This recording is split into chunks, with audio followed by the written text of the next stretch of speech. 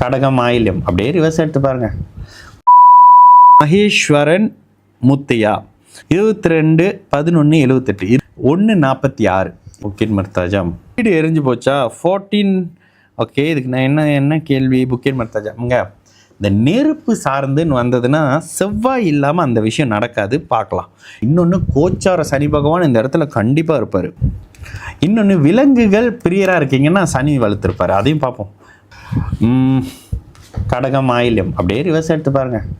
கோச்சார சனி பகவான் தான் இந்த வேலையை செய்வார். 1வது பாயிண்ட் வந்துருச்சா? 2வது, சனி ஓரளவுக்கு வலுத்திருக்கணுன்ற இடத்துல இந்த இடத்துல லக்னாதிபதி சனியாக வராரு. ஓகே, இந்த இடத்துல இவர் செவ்வாய் சுபத்துவமாக இருக்காரு. தசை என்ன நடக்குது? தசை தசை தசை பா சரண்டை பண்ணிடணுங்க. பாருங்க, செவ்வாய் தசை இப்படி தான் இருக்கும். செவ்வாய் தசையில் தான் நெருப்பு பிடிக்கும். செவ்வாய் தசையில் தான் ரத்தம் வரும்.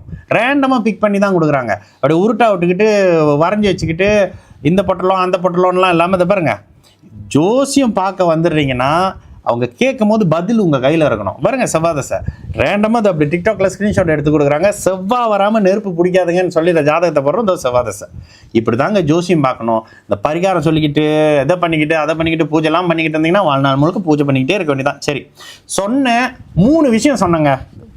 இந்த என்ன விலங்குகள் பிரியராக இருக்கீங்க அப்படின்னாக்கா சனி சுபத்துவமாக இருக்கணும்னு. சனி இங்கே நேரடி சுபத்துவ அமைப்புகளில் இல்லை. சனி வந்து ராசி கட்டத்தில் நேரடி அமைப்புகளில் சுபத்துவமாக இல்லை. ஆனால் நவாம்சத்தில் பாருங்கள் புதனோட வீடு. ஆனால் இது பெரிய சுபத்துவம்னு சொல்ல முடியாது. ஆனால் லக்னமே சனியோட லக்னம்.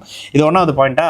2வது, செவ்வாய் வந்தால் தான் நெருப்பு வைப்பார். 3வது, கோச்சார அஷ்டம சனி ஜென்ம சனியில் வைப்பார். இந்த 3 விதியும் சொல்லிட்டு தான் போடுறேன். இது அப்படியே இருக்குது. 14 டாக்ஸ் வந்து இதுன்னு சொல்லி கொடுத்துருக்குறீங்க. அப்போ என்ன, நீங்கள் சொன்ன விதிகள் அப்படியே இருக்குது. ஜோசியம் எந்த அளவுக்கு துல்லியம்ன்றதை பாருங்களேன்.